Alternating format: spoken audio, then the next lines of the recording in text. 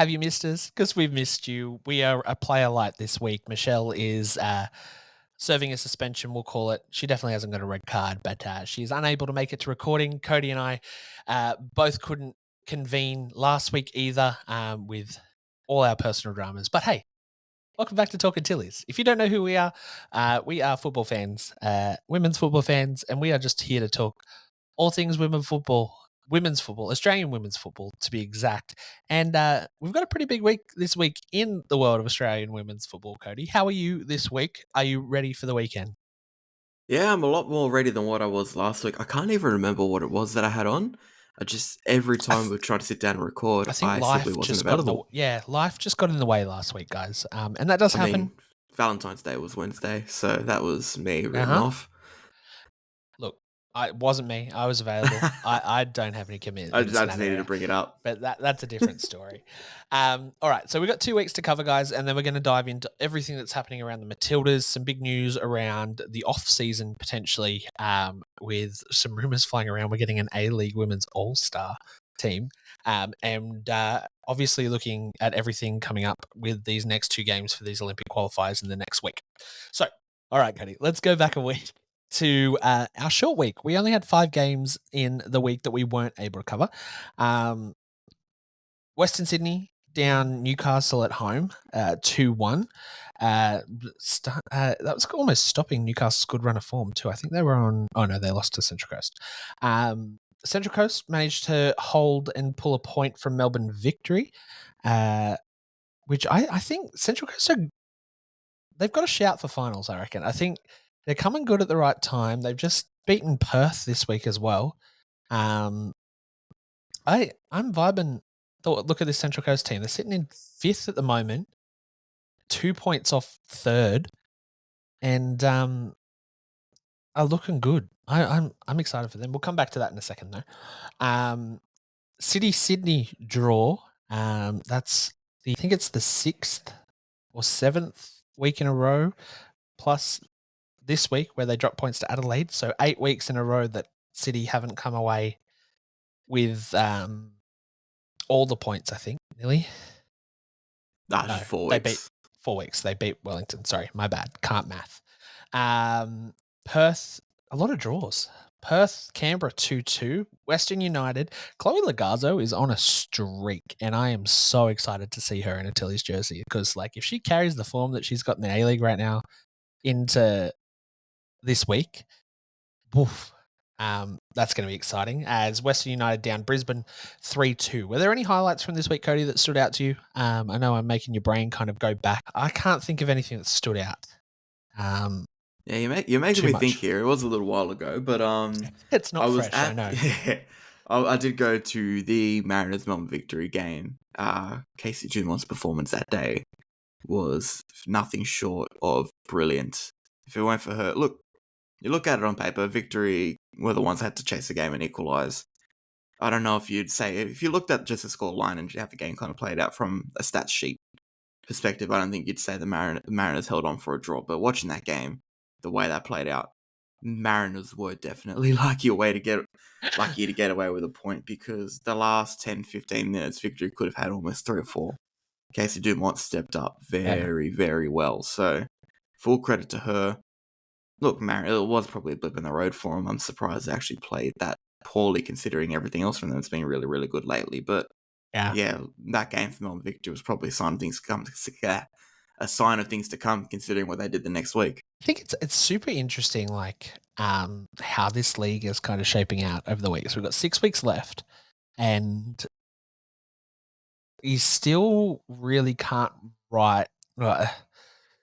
It's a stretch, but you still can't really write anybody off from finals, unless I think Canberra and Adelaide are getting to that point now. But it's still not too far a jump if somebody has a really bad run of form, which is super exciting. Like extended playoff spots are making things look a little interesting this year. I think what's saving Adelaide and Canberra in that respect is the fact that they've both got games in hand to play. Canberra having 2 of them, to be fair. So you get points there. Changes the outlook of things entirely. Brisbane's probably the one that you're looking at going, "Ooh, are they gonna get there? Are they out already?" I mean, even Wellington, like 6 weeks ago, we were thinking that they could probably hold for top 4, and it's just kind of dropped off the face a little bit there. Look, they have a game in hand as well, Yeah. and we're going to probably talk in a minute about the fact that they got smacked by Western United. They've also had a whole lot of players out at the International. OFC Nations Cup because they decided that shouldn't be played in an international break. The weird and wonderful organisation the OFC is, unfortunately. Lucky we're AFC now, right? They've got a lot of... I don't even know if it's merging. Someone just needs to go through the OFC and go, hey, get your shit together and be a proper football organisation. Because unfortunately, New Zealand are quite good at football, but they play in a confederation that sucks. And I don't think I'm being... I don't think I'm even being harsh. If anything, I'm being light describing it like that because it's no disrespect to the teams. They're in parts of the world that don't get a large amount of funding, a large amount of football following, and the resources to be able to compete even at a semi-professional level, let alone a professional level. But in reality, they're let down by an organisation that I reckon I could run better by myself with the brain and life knowledge and skills that I had when I was about 6 or 7. You heard it here first, folks. Cody's the new president of the UFC. My toxic trait is thinking that I could do a better job than who's running it currently. Look, to be fair, that's kind of like half the reason Australia shifted to the AFC all those years ago. Oh yeah, exactly. We saw it coming. When you're winning a continental cup final 11-1. I'm not sure if you saw that result today. Good on New Zealand because they're doing the right things. I feel bad for those other nations. Oh my God, even FIFA, go into Oceania and just help them get their shit together because they really need it. They need a helping hand. I think the other headline of last week, just before we wrap on last week, Sophie Harding, yet again on the score sheet. Didn't get on it this week, but got on it last week, and that's good form to carry, which is good because we'll touch on her in a second. Let's look at what happened this week. You mentioned the Wanderers getting absolutely pummeled by victory. Highlight here, Emily Glenick's goal from halfway, bro. Just pure class, wasn't it? Absolutely fantastic. And I think it's the sort of thing you're expecting when she signed. You've got a former Matilda, someone that's played at a good level of the game. And now we've finally seen her go, okay, I should be the best player on the football pitch when I step onto it. I'm just going to go and do that today very casually. I saw some people very reactionary saying that, maybe we should have called her into is it too late to drop Harding and put her in the Matilda squad? Yeah. I was it's one goal, guys. Look, it was a great goal. And naturally, she probably is a slightly better footballer than, not even slightly better, she's a better footballer than Sophie Harding. But she's past the point where she's a nailed-on Matilda's player. Yeah. You want to give, if you've got two players that are near effing and butting about who you're going to take, in my opinion, you go for the younger one. That's only if they're two dead set on the same level. And the reality is, if you look purely based on form, they're not at the same level. Harding's actually been playing better football. Unfortunately, that's a trait that I've seen, not just in women's football or people that are new to the game. Even some very, very rusted on football fans fall into that trap of being very reactionary in their opinions and what they say. But the reality is, it's one game. Probably we're not calling her into the Matilda squad over one game. I would also dare say that Sophie Harding's on a heaps better run of form than Emily Glenick. Yeah, exactly. Except for that one game. I say that wrong every week, guys. Gilnick. Pull me up next time. What were we saying? Glenick again. Oh, no, I don't know why I read it Gilnick. I didn't even hear it Gilnick. Yeah, no, I caught myself the second time. Oh, my God. But yeah, I would dare say that, I think the way Sophie's played this year, she's deserved this call-up, and we're going to get into this in 10 minutes. So let's put a bookmark in there. Canberra Sydney got suspended this week due to bad weather in Canberra. I think there were 5 or 6 Sydney fans that made the trip to the nation's capital. I think they got a meet and greet with some of the players after the game. So good on Sydney for organising that. But that's a long road trip. I think the gods saw Michelle Morris wasn't able to attend a Canberra away day and went, we can't have this. This will need to be postponed. So we'll put a bookmark in Canberra away for Michelle. Maitland up here in God's country of Newcastle hosted the Jets and Raw this week as the Jets ran away. Serena Bolden, 11 goals, 12 games. Absolutely insane. And to think, like, it's astounding that she didn't have a contract to start the season. It's gonna be a great story when you bring up that fact when she ends up being Golden possibly boot. the was it the Julie Dolan medalist? Yeah. And Golden Boot possibly as well. You never know how that's gonna go. But yeah, the fact that arguably the best player in terms of form in the competition right now had to wait a month into the season to get a contract is you've got to question May. Look, everyone else's losses in Newcastle's gain. I was very critical about Newcastle Jets at the start of the season, just in terms of what I saw from their squad. I didn't see a lot. There's two things that I've got to point out there. One, I didn't realize. I won't just say how good Izzy Nino was going to be, but also how tall she is. That definitely makes a difference when you've got a keeper with such an imposing presence in a goal. Yeah. And I also wasn't expecting them to sign Serena Bolden. If I was psychic and I knew that was around the corner, she turns them into a top 6 contender on her own. So hey, we're sitting in 6 right now. I'm telling you. Exactly. So you know what? Absolutely special signing. Absolutely special player. And kudos to Newcastle Jets for making the move.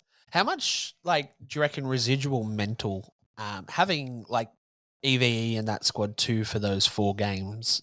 Do you reckon they're still kind of riding that wave, or do you reckon that's passed off now? I dead asked Isabel Nino this exact question because I've mentioned it on here before. I do work for Front Page Football, and I've brought this up on about 3 or 4 Front Page Dub episodes where it's like, you bring Emily van Egmond in, it's not just a case of you have a good player for 4 games.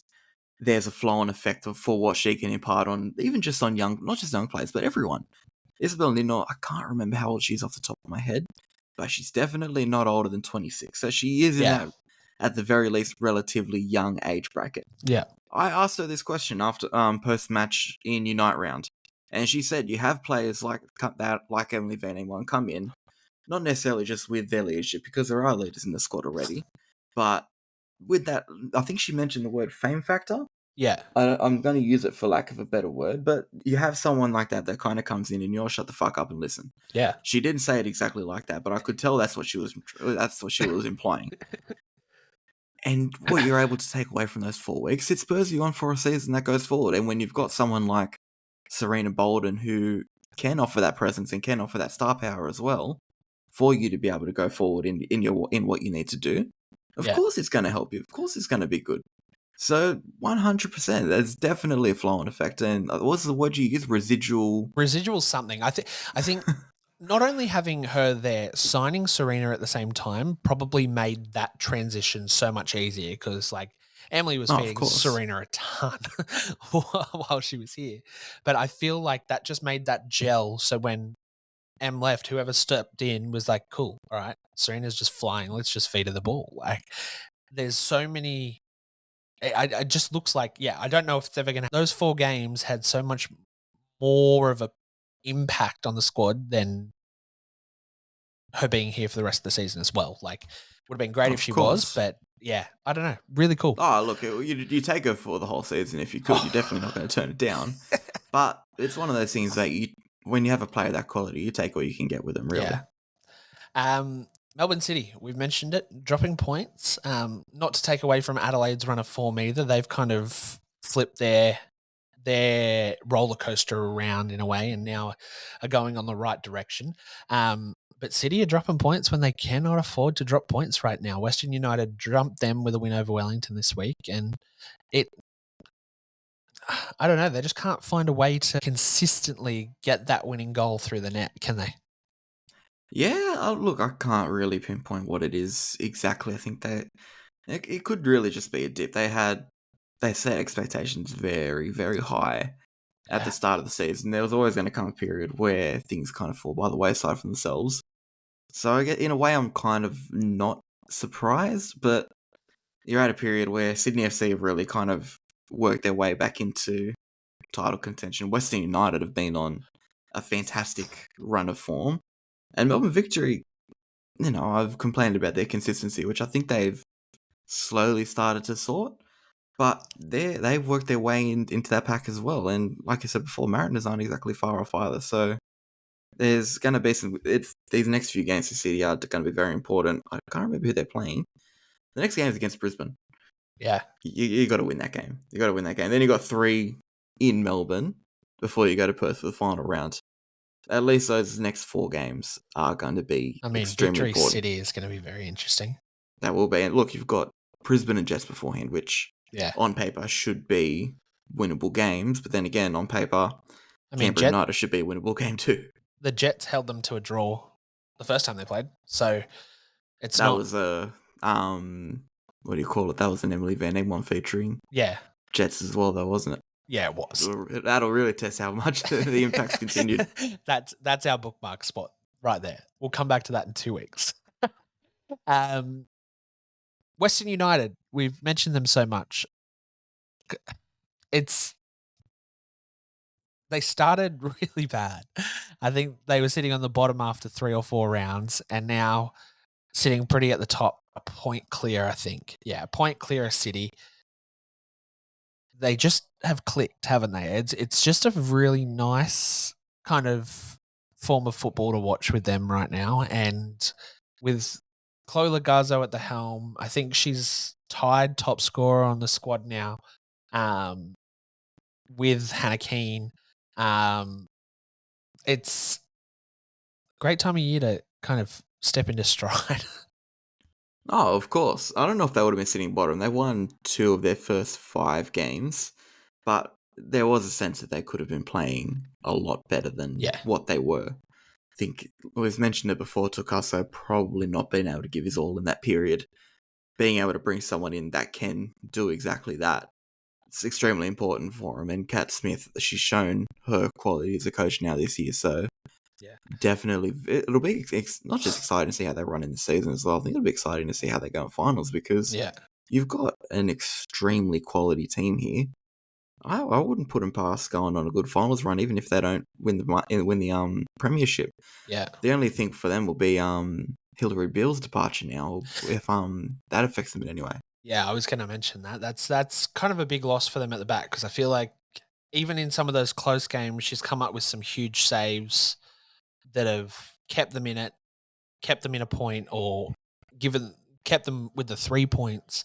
So it'll be very interesting to see if that affects anything at the back in terms of confidence or anything like that. It's going to be very interesting. Obviously, Hilary Beale heading off to, I think she's going to San Diego, isn't she?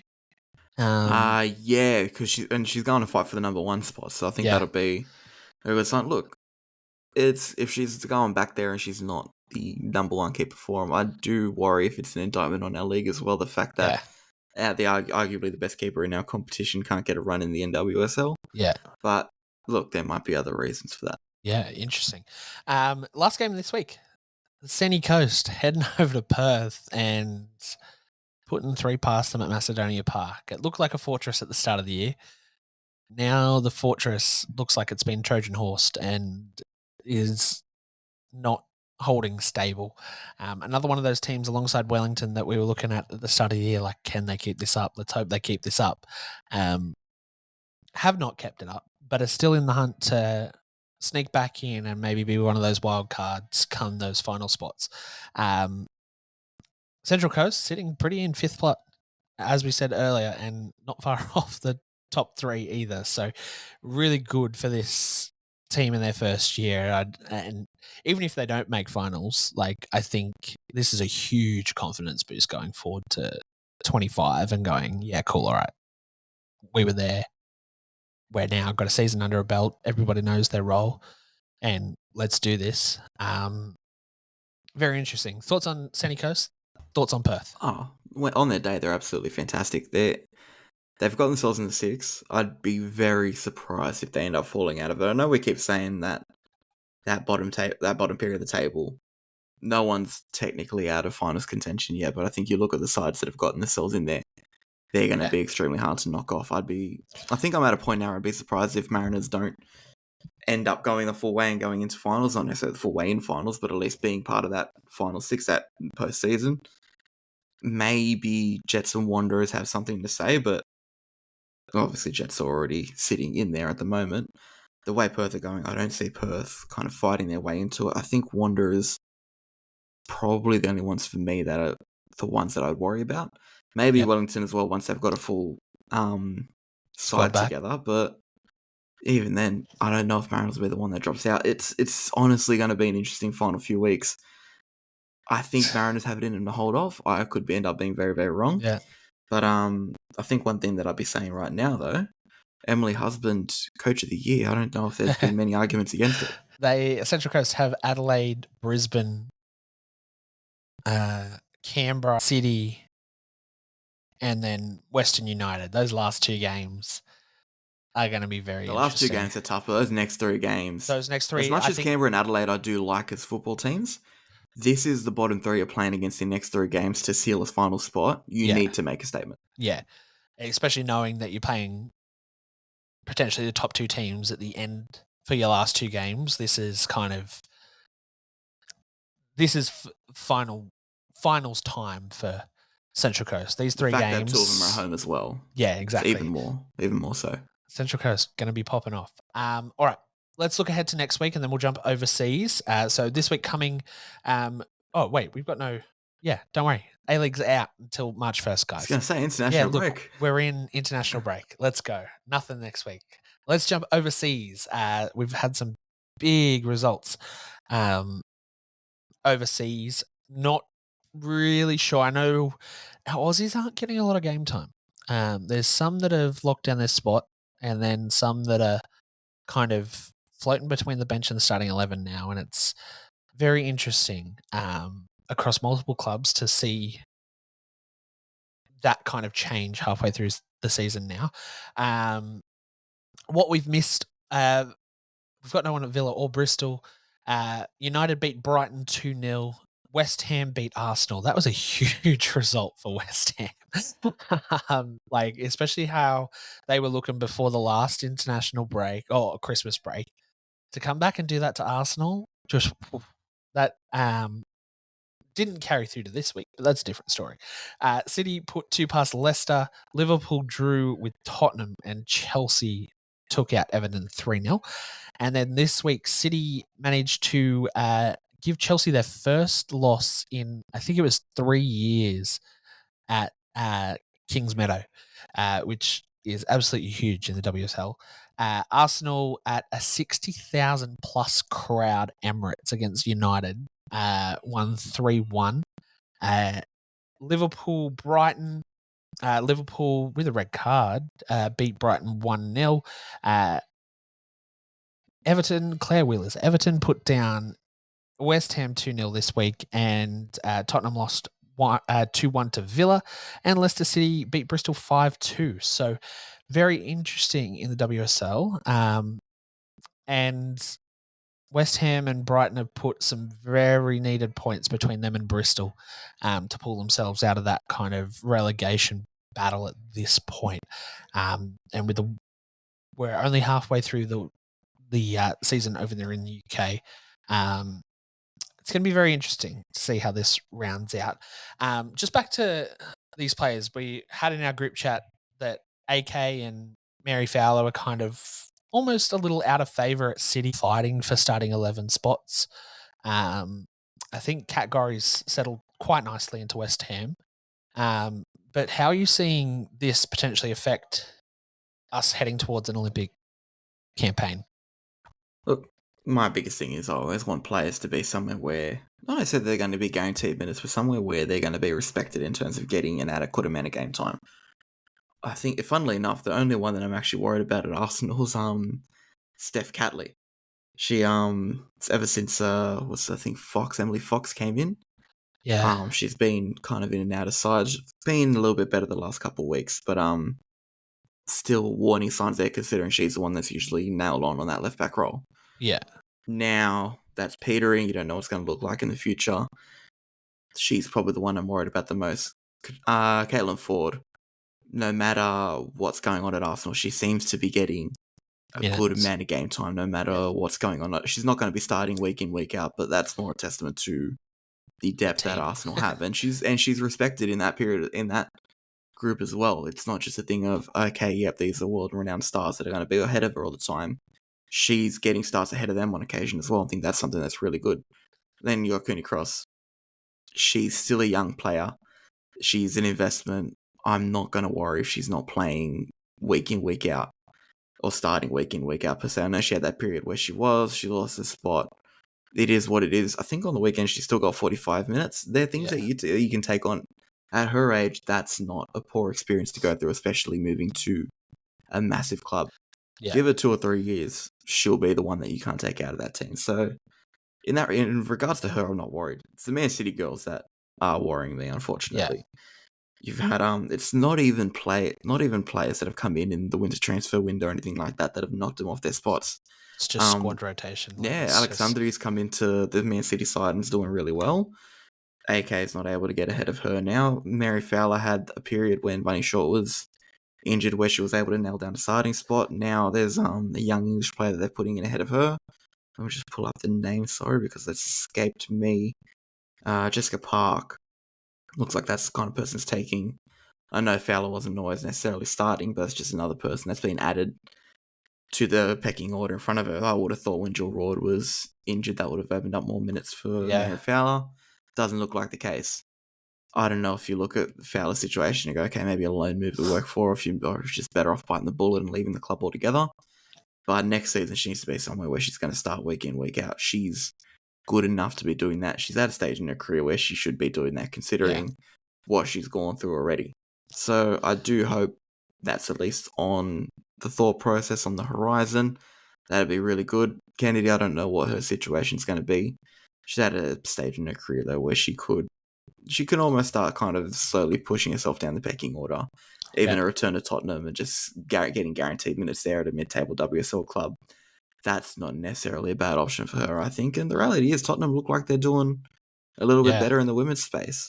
So, maybe it's a thing to actually help them get themselves up in the standings in England as well. Yeah. Charlie Grant's there, she's doing well. So it's good and bad in England at the moment. If you want to talk about doing good, though, Katrina Gorry, you talk about that turnaround that West Ham's experiencing. Gorry has been at the heart of it, so it's absolutely fantastic to see. I think that's like the peak use of a transfer window is West Ham going, all right, we're not going to sacrifice the year, we're going to go splash cash, and all of a sudden they're kind of like, oh, cool, all right, we can get points, we're good, we know how to play football again. And it looks like it's all but closed up some of those holes that we were seeing Macca get absolutely peppered with heading into that Christmas break. So very, very interesting. Let's do something we haven't done in a while, Cody. Let's talk Matildas because we have been off for 2 weeks or a week, and we've had a squad announcement since then. And we've had a lot of changes to the squad since then. Any surprises from this squad announcement, Cody? Let's go off the base, not with any changes that have come from it. What was your initial reaction when you saw the 23? I'll say what my reaction is now, and I'm kind of glad we didn't talk about it last week because enough's changed in that time that it would have been useless by now anyway. Look, Torpy's probably the biggest surprise inclusion that definitely took me very literally by surprise. I was not expecting that at all. Usually Tony waits until they've kind of made that move and have gotten minutes somewhere else before bringing them into the squad. But no, look, it's not an addition that I'm opposed to. I think we need a bit of depth at that left back role. All we've really had is Charlie Grant shifting over to a weaker side. It's not necessarily something you want long term. Torpy looks like she's going to be the next young left back that's really able to come through. Yeah, at least until Kirsty Fenton's able to get a look in overseas as well. But no, it's good to see. Puts a bit of pressure on Nevin to kind of lift her game up a little bit at club level because, as much as she's playing in a good league, she hasn't been playing well for a while now, and it's almost like she's in the squad based more on convenience for anything else. That's not a knock on her. I think she's a fantastic player, but she's not playing her football at the best that she possibly can be. And I think that is a little bit of a cause for concern. But look, it is what it is. It's maybe something that can make her a little bit stronger. Yeah. And speaking back to club level, I think she's one of those players that's lost her spot as well. So that's a little bit interesting to keep an eye on too. Yeah. It'll be but it'll be good to see how someone different goes in that role as well. I don't know how much game time Torby will get ahead of Catley, considering these are two competitive games and we need to make sure we win them. I can imagine Catley will get, at the very least, the majority of the minutes over these two games. But I guess it would come down to almost how convincingly we win on Saturday. Yeah, possibly, but even then, we convincingly on Saturday.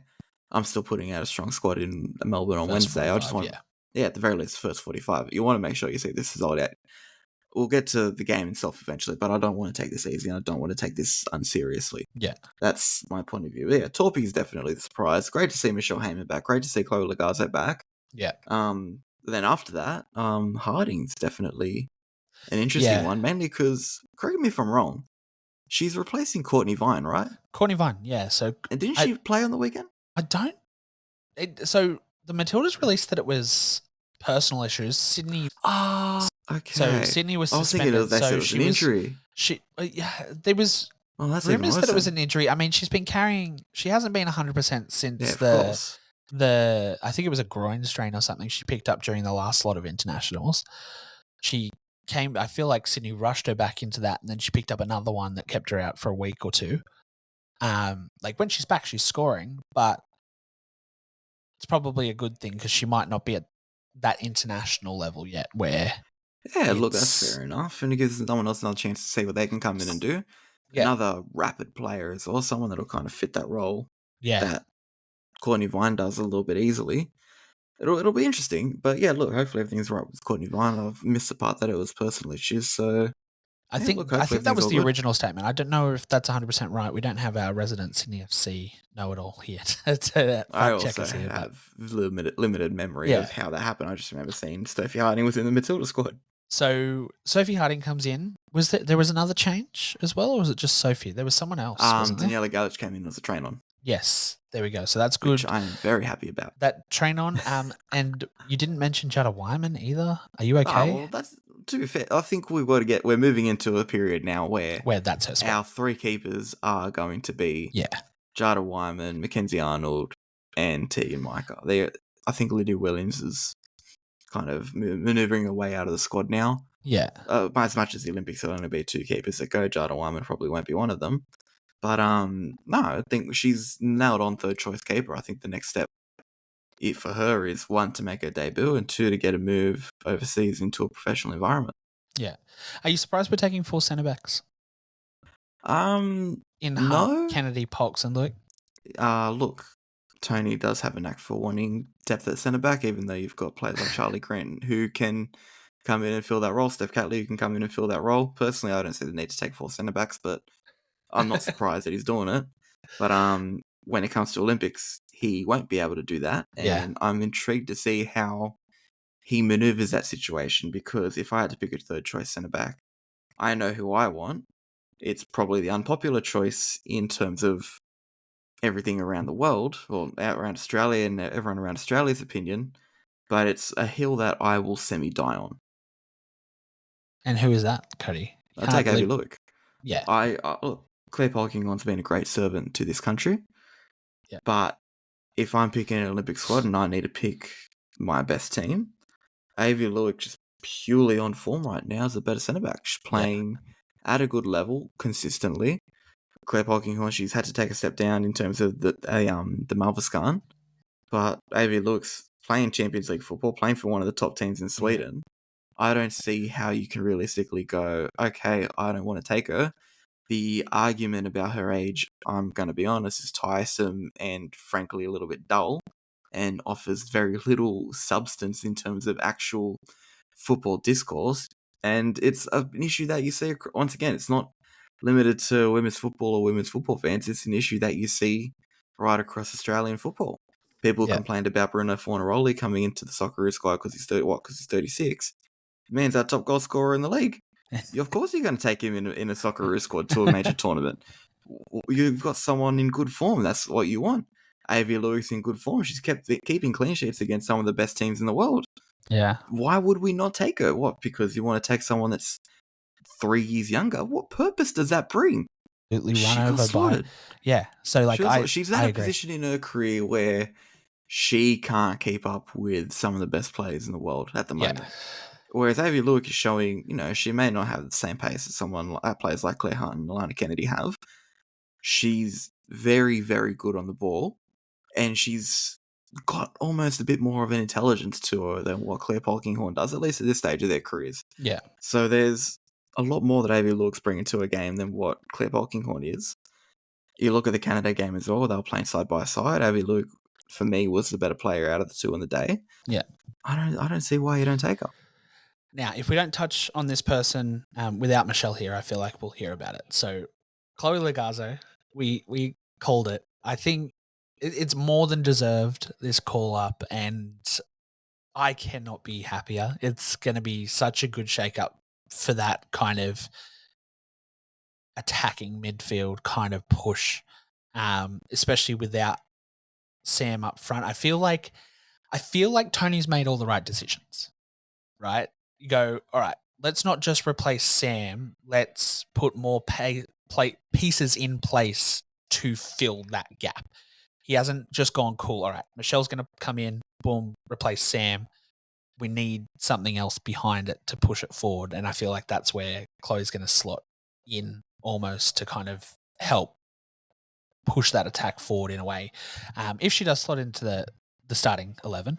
But I think it's really hard to knock her form over Mary Fowler, who's been sitting on the bench for City and playing the last 10. So what do you think? It's hard though, because just naturally Mary Fowler is an amazing footballer. Yeah. So there is that factor to contend with. No, look, I think I'm not one for storylines or anything like that.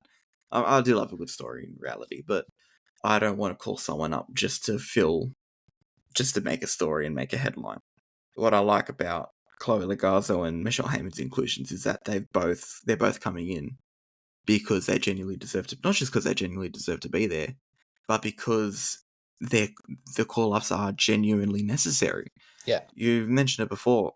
Heyman's probably, I think you look at Heyman now, she's arguably the best natural finisher in this squad, despite only just returning to it.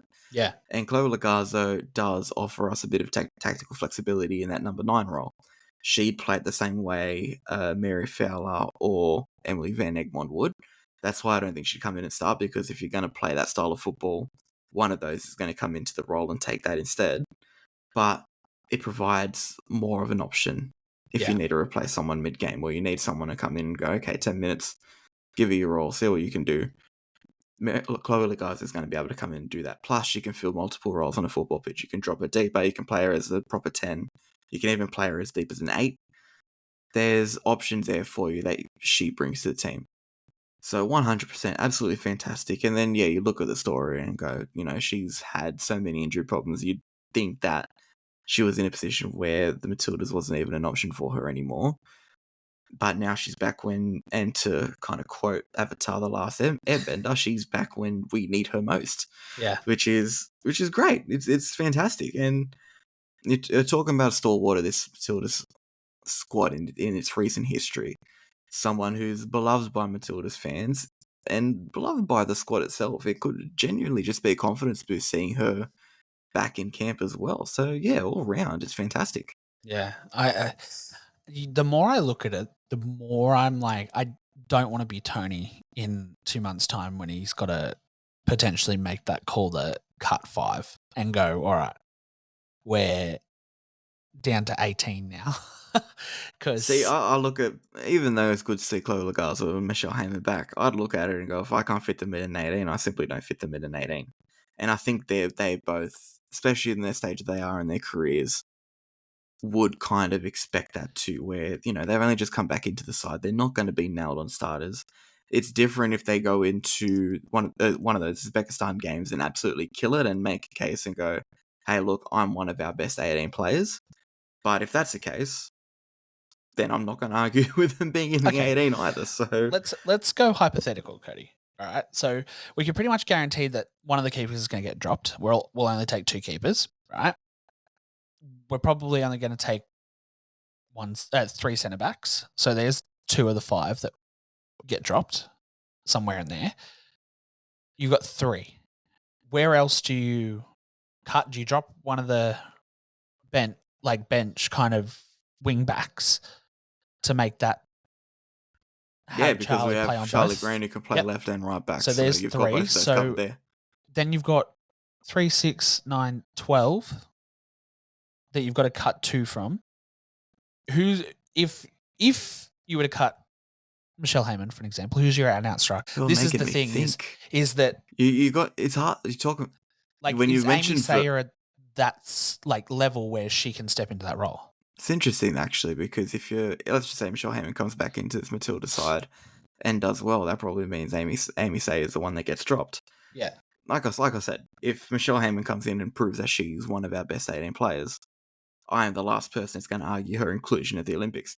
Even if she doesn't come in and prove that she's one of the best 18 players and still gets selected for the Olympics, I'm probably still not going to argue it. It's just, that's the sort of player she is. It's like, if she's there, you're going to back her. But, yeah, look, Sayer's not someone that I think needs to be a rusted-on player and is untouchable in this Matildas team. There's definitely a case of drop her if someone else can come in and perform better than her. But, yeah, look, you've got to take at least one out-and-out striker, and unfortunately we don't have Sam Kerr anymore. Yeah. You've got Mary Fowler who can fill that role. She can play as a 10, she can play as a striker, so you've got cover there. You only need to take one. I'd probably almost drop a midfielder if I need to. Maybe Tavika Gallup's not necessary. But it'll be tough. I think when you move further forward, there'll be a few interesting picks. You can tell I'm not one for history or heritage. Like if I need a Wilden axe on her. I mean, but that's the way we should look at the team. Yeah, exactly. It shouldn't 100%. be a cool. You've done this before. It's a what are you doing now? Like if Sophie Harding comes in and absolute balls out these 2 games, if she plays, how hard is it? Do you think Courtney steps back in and like Sophie goes away again? Like if yes, 100%. Look, I don't think Courtney Vine's someone that you can just simply drop for no reason. I've ever heard. It's not no reason. Like if Sophie Harding goes cool and absolutely balls out again, yes, it's Uzbekistan, but like if she proves she can play at that level, that's the thing. Courtney Vine's done it in much tougher games. If you're talking purely between the two, I'm not dropping Courtney Vine for Sophie Harding. You look at club form, you look at what Courtney Vine's done in the Matildas, you look at the form she's in, I don't think you can realistically say Harding will come in and do a better job. If there's someone else that you can drop in, both of them are able to come in and you're able to have them in the squad together, different story. But Courtney Vine's someone for me that Peter's on the starting 11. I don't know if I'm dropping someone for her. Let's just say Hayley Riso has an unfortunate injury in the lead up to the Olympics. Then you're talking. But I don't see it happening. I think, look, it's good that Harding's getting a bit of experience, but I'm maybe looking at her going, all right, let's see what she can do and maybe integrate her in terms of a view on the 2027 World Cup. Okay. That may be where you look at it and go, okay, then she'll be ready for a major tournament. I mean this with as little disrespect as possible. She's never played an Australian team before. She's never been in a youth team. She's never been in a camp. This is her first genuine experience at it. Are you going to give someone an Olympic spot when they haven't really, I won't say gone through that period with the Matildas because they don't necessarily need to. But can you realistically go from never being part of an Australian squad to this is a must-take player to the Olympics in the space of 2 games? I mean, I think that's my question. But, yeah. I get it. But if... Yeah. Like it's a tough one because let's just say she goes in that first game, comes off the bench, scores a hat-trick. You do well to drop her. What I'd say is there's going to be another international break. We've got the game against Mexico. I hope we organise another game because I don't want to be flying out to America just to play once. I think that'd be really, really stupid. If that's the case, if she goes into that Uzbekistan game and absolutely kills it, call her up again. Slightly better side, see what she can do, making that step up against a team that doesn't necessarily suit her skill set because I look at this Uzbekistan team. They'll be able to sit very compact. They will defend for their lives. It'll be like playing your Irans, your Chinese Taipei. It'll classic Asian game that we've had to face. Sophie Harding is probably the best answer that we could have in this situation to what they're going to do. She's got pace to burn. She's unpredictable. She's tricky. She's techie. She will cause them problems. Courtney Vine would cause them problems too. Yeah. So it's even if she comes in and does well, there's always going to be that thing in the back of my mind going, is it just the fact that these games really, really suited her? I do feel bad in a way because I don't want to sit here and just completely dismiss Sophie Sophie Harding. Harding as a Matilda, because if she comes in and does really well, I'm going to be stoked. But we're already talking about a shortened squad for the Olympics. You're going to need to see something really, really special for someone to go from never worn an Australian jersey to being an Olympics player in the space of 12 months. Saying that, I'm also forgetting the fact that Claire Hunt kind of did it last year. But but look at the impact that she had on the side. Exactly. Like, that's the impact that I'm saying that you're going to need to have. Like, you need to be able to come in and borderline revolutionize a team. That's what Claire Hunt did. So look, if she can do it, fuck oath, bring her in. Yeah. I'd just be very surprised if she does. And that's not a knock on her. It's just a standard that I'm kind of expecting from Matilda's player as well. Is it also like an ace up her sleeve that, cool, it's also a disadvantage at the same time, but is it that kind of breath of fresh air? Hey, I've never been in this system. I've never been in a camp. I've never been around you guys in this kind of respect before. This is what I can bring to the table. Is it a different kind of element that comes into this squad, kind of like Claire did, that then shifts the mindset of, oh shit, yeah, we've been thinking the same thing for multiple, and this is completely different because we don't even have Sam there. Whether she's going to be there as kind of like a entourage kind of figure, but I can't see her making the trip out for this. Like, is that kind of the breath of fresh air to make everyone think, cool, all right, we don't have to feed the ball to 10 and we can play kind of like a different way almost. And that's where that kind of falls in. Because at the end of the day, we've got to find our identity in these two games to take to the Olympics, because we're not playing with Sam at the Olympics. Yeah, look, I think our identity is a bit clearer sometimes when Sam's not playing, because they're not looking for a figure that has to feed constantly. I think the World Cup was like a pretty good picture of that. Like, look, yes, we're always going to be a better team with Sam playing. What I'd like to see is us play the style we do without Sam with Sam Kerr. Once we find that balance, we will be the best football team on the planet. I can almost guarantee it. But no, look, I'm definitely not going to deny the fact that it'll be a fresh air. It definitely can. It's seeing something new is never a bad thing. And if she's able to come in, she's able to provide something different to the side, and something that maybe other Australian strikers aren't able to do. I think you're looking at an option long term. Short term's a little bit different.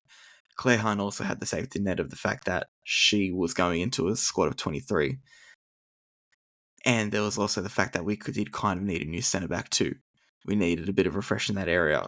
You're also fighting, in terms of Sophie Harding, she's going to be fighting between Caitlin Ford, Hayley Rasso, Courtney Vine, Mary Fowler, Emily Van Egmond.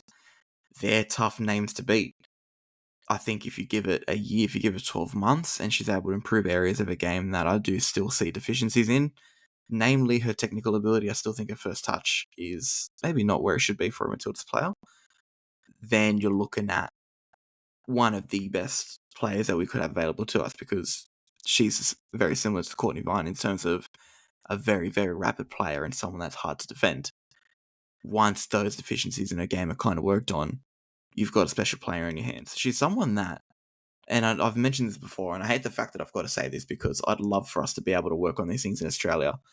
She's the sort of player that I look at it and go, if you put her in a professional environment overseas, she probably improves tenfold. If the double was professional, she'd probably be the best player in the country, because those deficiencies, fuck me, I can't talk today.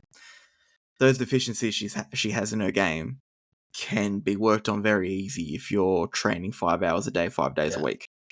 Unfortunately, we're not in a position as a country to do that. You look at the way she got a call out. She said she's working a 10-hour shift.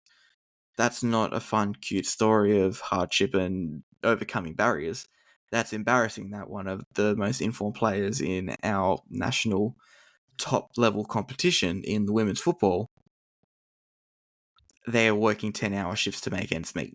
That's simply not good enough. So look, you put her in a professional environment for a year. I'd love to see what sort of player comes out the other end.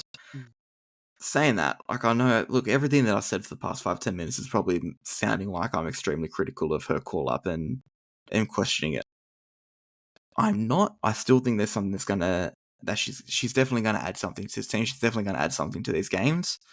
I think how you move on with her as a Matilda is the part that, I debate. I won't even say question, because I've said this on the podcast the last time we were on, and it's the reason why I'm not shitting on this call up. No matter who gets called up into a Matilda squad, I will always back 100%.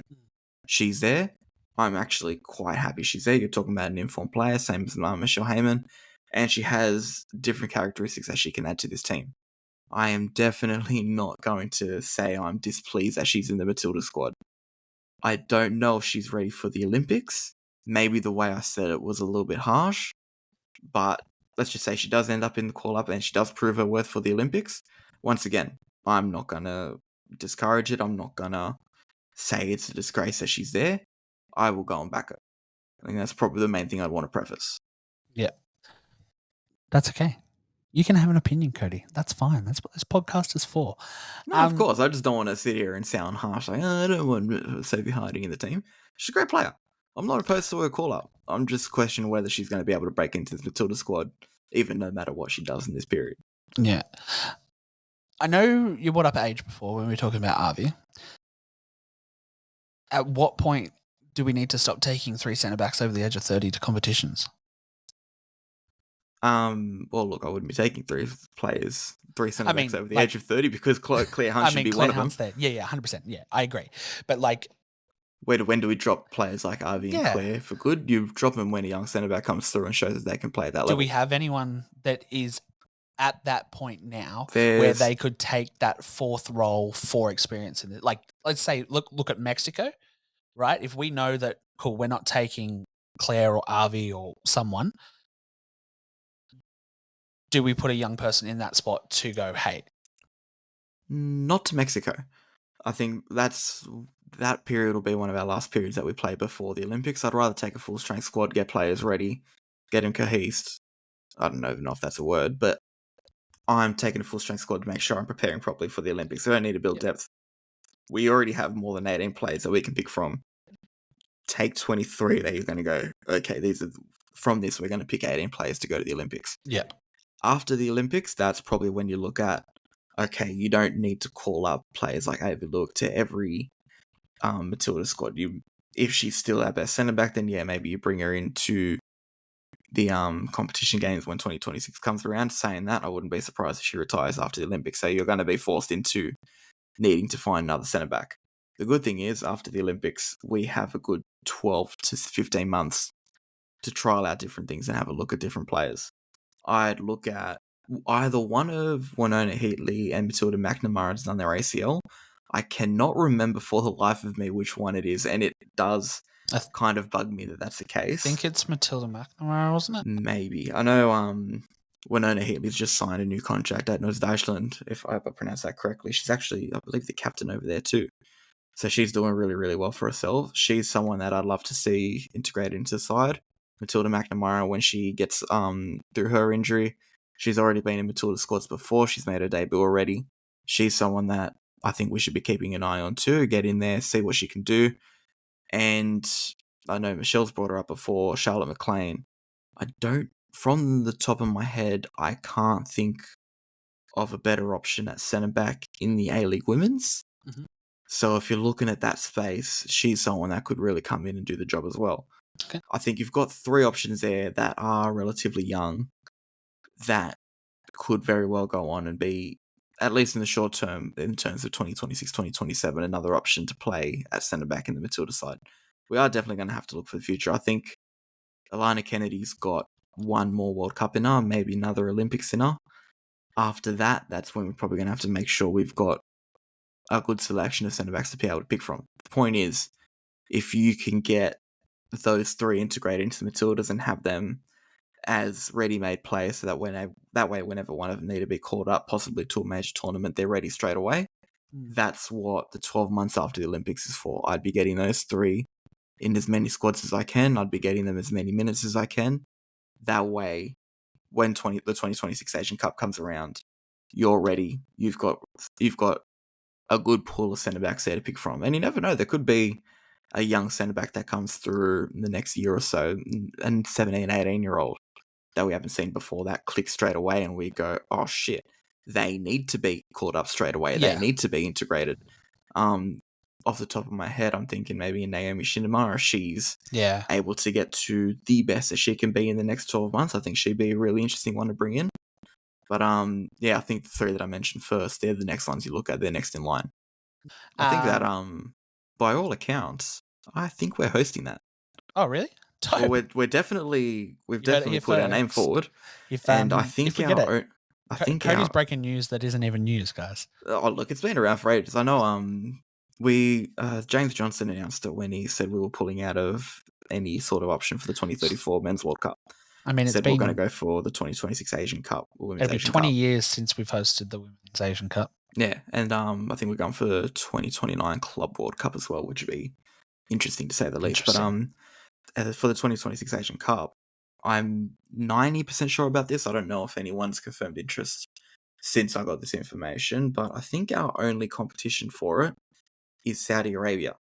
And let's be real, Saudi Arabia isn't exactly a great place for women. So I'd like to think that we're a better option for them.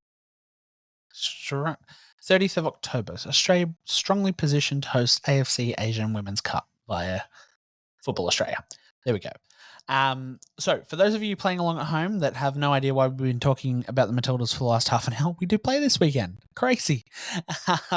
So what does this mean for the Tillies going forward? These are the last two games for us to pretty much qualify for the World Cup. If we do not come out on top of Uzbekistan after this home and away draw, we are just like the UK and we do not go to Paris. You say World Cup or Olympics? I said a World Cup, I think. It's the Olympics, guys. We're still very far away from the World Cup. It's kind of like the world coming together again to play for a cup, but we play for a medal. So this is for the Olympics. The girls are currently in Dubai right now. They flew there today. Look, it's a family friend getting married. Like, as much as I'm a little bit spewing, I'm not watching the game. The Matildas will play again on Wednesday. My family friend gets married once. I can't miss it. Very true. That's okay. I'll let it slide. Foot mob notifications are a blessing, though. I'll say that much. Let's go. So we play in Uzbekistan on Saturday. Then 3-4 days later, we are here in Melbourne. I think they're playing in Marvel Stadium. 55,000 sellout, I think. 55,000 sellout. Should have put it at the MCG and sold some extra tickets in that gap where Taylor Swift is the pre-show. Break Taylor Swift's well, whatever she got for the MCG, I reckon. I think she played in front of 90-something. The Matildas' dominance on Australians. Hey, look, you tell me we couldn't do 100+ K. All I'm saying is Ed Sheeran got 109,000. Yeah, but he also had the floor, like he had the grassed area open. And he had the whole stadium open. Yeah. Just a side tangent. Fantastic concert. Fantastic man. Was not there. You missed out. So I did. So we play in Melbourne to wrap it up. So how this works, for those of you that are new to football and have never played or been around this type of tournament, home and away legs, is that we go to Uzbekistan, we score 3 goals. We come home, we start pretty much with a 3-goal advantage and with an advantage that we scored 3 goals away. So as long as we kind of don't concede 3 goals, we'll be fine, if that makes sense to everybody. Essentially, the 2 scores are combined. If at the end of 180 minutes, the scores are equal, they then work out who scored the most amount of away goals. If that's still equal, then we're playing extra time or penalties. Frankly, we should be winning this game. Like, I don't want to be arrogant about it, but I want to go into these games and go, it's not just about winning, it's about making a statement. We are the superior team in Asia. 100%. We are going to go and show we're the superior team in Asia. I want something of the ilk of the Philippines game. So meanwhile, on the other side of the draw for the other team, so 2 teams are going to qualify from Asia. Japan are playing Korea in the opposite side of the draw. And I believe it's North Korea too. North Korea, not South Korea. So very interesting on that side of the table. So the winner of those 2 just go to the Olympics. I don't think there's a playoff for No, straight that. to the So Olympics. it's just straight to the Olympics, and then we catch you in Paris with a baguette in hand. A good Funnily explanation enough, about actually, what's I'll be to in happen. Paris about 4 weeks before the tournament kicks off. So Hey, I go sneak hopefully into. when I'm in Paris, there's not a lot of tourism because everyone's waiting for the Olympics. That's what I'm hoping for, at least. The Eiffel Tower is currently shut down due to strikes of the workers. So let's hope that there's no fixes strikes itself. on when I'm in Paris. So yeah, really, really, really interesting. I'm just going to try and find out. So, if you haven't looked at this at all, it's been a very interesting qualifying tournament across the world as well. It is. It's funny, actually, France are playing in the playoff for it, even though they already qualified as a host nation. So I think Germany's kind of already through, but yeah, Spain need to beat the Netherlands to be able to make it. Very interesting, because Netherlands are. I think if France win, the third place playoff winner between Germany and whoever loses out of Spain and Netherlands will go through. So US women have already qualified, and so did Canada from CONCACAF, I believe. Then Brazil and Colombia have gotten through from Copa America. And New Zealand from Oceania. So, yeah, now it's just those. Interesting. There you go. It's very interesting. If anyone, every time I read something, I learn something else. It's great. If anyone at home cares as well, 2 teams from Ghana, Zambia, Tunisia, Morocco, That's Cameroon, exactly what Nigeria, South Africa, and Tanzania will go through from Africa as well. I am shocked that Tanzania are there, mind you. I've never heard of them doing anything in football in general. So if they beat South Africa and go to the next stage, which is highly unlikely, that'll be a story I'm keeping an eye on. Wouldn't it be good to see Morocco there after what they did in the World Cup? It would be interesting, definitely. That would be so good. But I think my guess, it depends, because Africa are always really, really stupid with how they let teams qualify for major tournaments. Yeah. There's a good to fair chance Nigeria and South Africa win their games, and despite them being really the 2 best teams in Africa, they'll make them play each other so only one of them can go to the Olympics. Because Africa, I'll tell you what, I mentioned the OFC having rocks for brains when they run their organisation. Africa's not as bad as them, but man, they make some stupid decisions. But that is the wrap up. That is what is coming up this week. So if you are on the edge of your seat like we are, you can make sure you tune in. I believe the game is it's going to be on Paramount Plus, guys. Paramount Plus. So make sure you got your subscription. Should be Channel 10 as well. Should be free to air on Channel 10 as well. So make if sure it's not free to air, there's issues. Channel 10 are missing out 100%.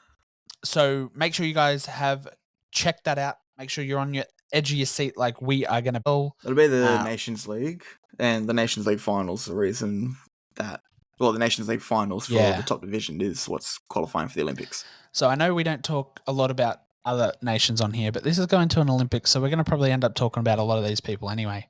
So we'll just double check that. But yeah, very interesting. Spain, Netherlands. That's going to be a huge game, man, because Netherlands are on a pretty good tear. They're the ones that knocked. Did you watch that England-Netherlands game? Sorry, guys, for the sidetrack, but did you watch the Lionesses Netherlands game? Nah. Oh, worth a watch. If you can find a replay of it, go back and watch it. But that is going to be us. Talking Tillies. We are going to be out for another week. Next week, we will recap everything that's happened. So you might see this episode a little later in your week than usual, because obviously the game is on Wednesday, so we won't record until Thursday. So we'll probably see it Friday morning, depending on how good I am at editing, because, we live in a good life. But that is us out and about for another 2-week wrap up of what's happened in Australian football. Cody, this is your time. Is there anything else to add on open mic session? Have we missed anything? Is there any highlights you want to touch on? Is there anything in the world happening that we need to be aware of? OFC, get your shit together. That's probably it. I just want to reiterate that point. That's something I'm very passionate about. Highlighted. We won't come back, but if you do it, it'd be cool. All right, guys. Thank you so much for listening. If you haven't already, make sure you subscribe to wherever you're listening to us. It really helps us kind of reach out and collect more listeners and more in our community. If you haven't already, make sure you're jumping over to our social medias at Talkin' Tillies on Facebook, Instagram, TikTok, Twitter, or X. Sorry, it's not Twitter anymore. And a whole heap of other places. I think we're on YouTube as well. We haven't posted anything there yet, though, so that's not really worth to subscribe as of yet. But thank you for joining us, and we will be back next week to wrap up everything that the Tillies have done and hopefully celebrate our way to the Olympics. See you next week. Bye.